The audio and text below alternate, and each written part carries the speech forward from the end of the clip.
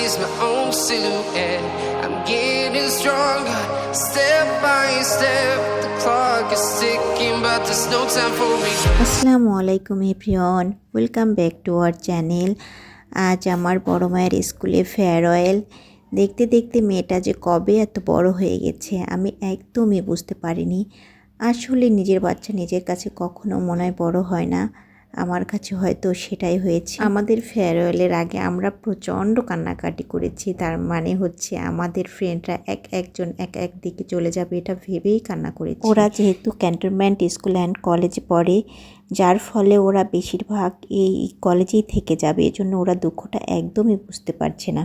আমরা কিন্তু স্কুলের সামনে প্রায় চলে এসেছি, আর স্কুলের ভেতরে ঢুকতে না ঢুকতেই ওর জুনিয়র এক ছোট বোন বলছিল, আপু তোমাকে শাড়ি পরে অনেক সুন্দর লাগছে, এসো তোমার সাথে একটা ছবি তুলি। এই ফার্স্ট টাইম ও স্কুলে শাড়ি পরেছে, এর আগে কখনো কোনো দিন ও শাড়ি পরেনি।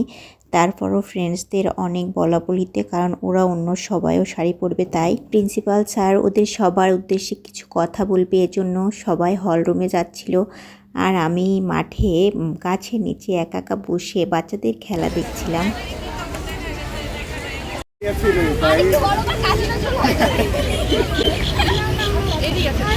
প্রায় 2 ঘন্টা বসে থাকার পর ওরা হল রুম থেকে বেরিয়ে আসলো।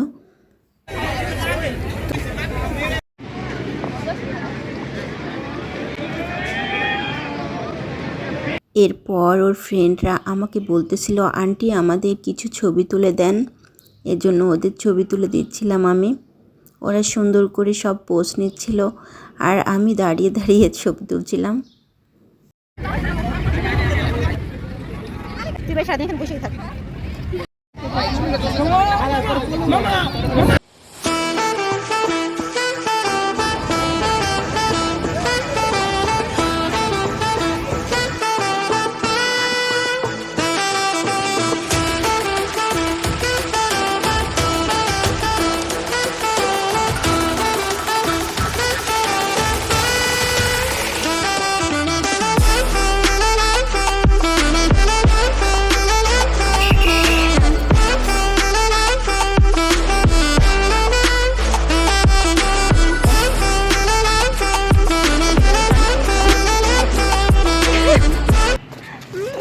ছোট ছোট লাগে, আমার তোমার থেকে বড় বড় লাগতেছে। বড় মানুষের তো বড় লাগে, আমি বড়, তাই তো আমি আমি মা তুমি মেয়ে। ওর সেকশানে কিছু ফ্রেন্ডরা আবার অপেক্ষা করতেছিল যে ওরা নিজেরা কিছু ছবি তুলবে তাই, এবং ওদের টি শার্টে কিছু লিখে নেবে এবং এগুলো নাকি স্মৃতি করে রাখবে এজন্য।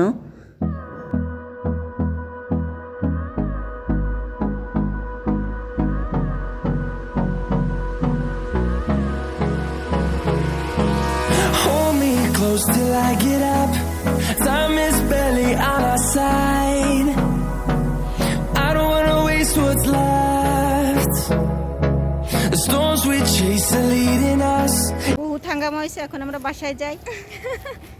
আজকের মতো এ পর্যন্তই, তোমরা সবাই ভালো থেকো, আল্লাহ হাফেজ। ও আমাকে বলছিল, মা তুমি আমাকে আরও কিছু ছবি তুলে দাও। তো আমি বললাম, বাবা তোর কি আর ছবি তোলা শেষ হবে না? তারপরে ভাবলাম সচরাচর শাড়ি তো সবসময় পরে না, যাই হোক আর কিছু ছবি তুলে দিই। পৃথিবী অনেক বড়, ইচ্ছে হলেই যাব উড়ে। এর কিছুক্ষণ পরই আমরা ভেতর থেকে বাইরে বেরিয়ে আসলাম, কারণ সন্ধ্যাও নেমে আসছিল।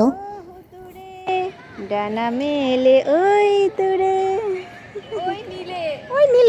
যাই হোক, মেয়ের সাথে আজ একটু বেরিয়ে একা একা মুক্ত মনে একটু ভুলভাল গানও গাইতেছিলাম। এরপর আমরা একটু মার্কেটে ঢুকলাম, আবার ওখান থেকে টুকিটাকি ওর কিছু কেনাকাটা ছিল, ওটা একটু শেষ করলাম। তারপর কিছুক্ষণের মধ্যেই অনেকটাই সন্ধ্যা নেমে আসছিল, যার ফলে আমরা তাড়াতাড়ি বাসার দিকে রওনা করলাম।